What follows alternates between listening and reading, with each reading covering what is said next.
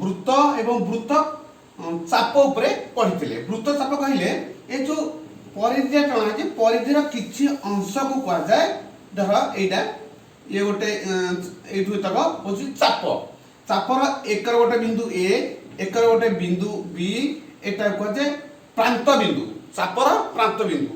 तो देखिबा जदि आमे ताको गोटे रेखा द्वारा टाणीबा ताले एई अंश तक होची गोटे खंड वृत्तर गोटे खंड एटा कहते वृत्त खंड या नामकरण करि परिया मध्य एमती चित्र ए बी सी वृत्त खंड आमे मध्य एमती लिखि परिया। तो एटा जदि आमे पूर्ण वृत्त करि दिया जाए ताले देखिबा एठु एटा खंडे हैला एठु एटा खंडे हैला। तो एयार नाम मध्य एडीसी एठु एटा गला एडीसी। तो ए केंद्र बिंदुटा जो करे रहुची सी होची बृहत्तम वृत्तखंड आ जो करे नाही सेटा हला क्षुद्रतम वृत्तखंड तेणु ये हला क्षुद्रतम वृत्तखंड आ एई तक एरिया हला बृहत्तम वृत्तखंड।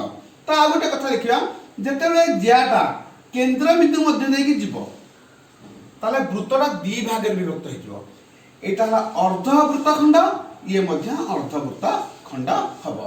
तेणु वृत्तखंड कोना जो हला भाबरे जानिले तापर देखिबा वृत्तकला हेले कोन होची से कहची ज्या नुहे व्यासार्ध द्वारा जोग करिवो। तो एटा जदि केंद्र बिंदु हमें धरिबा ताले एटा गोटे व्यासार्ध आ गोटे व्यासार्ध मध्य हमें टाणिले ताले एइठु तक गोटे खंड किछि एरिया हला आ एइठु तक मध्य आरा किछि एरिया हला।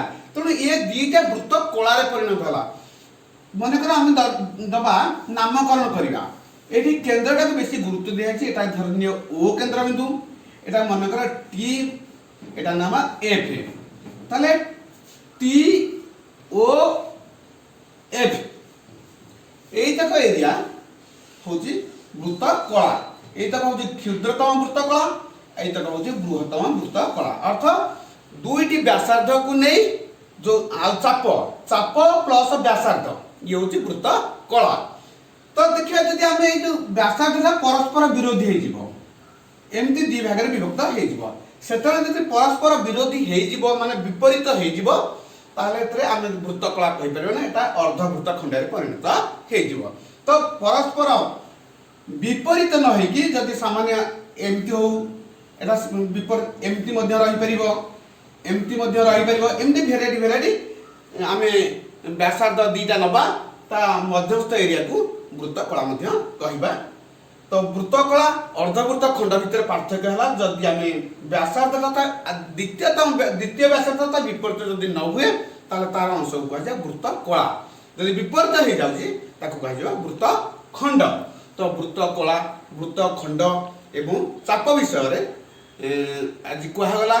तो वृत्त चैप्टर संपूर्ण सरिला तार किछ अभ्यास कार्य जदि ता करिवो एवं प्रश्नमाला 9.6 मध्य करिवो। आज पई वृत्त विषय एतिकी रहिला।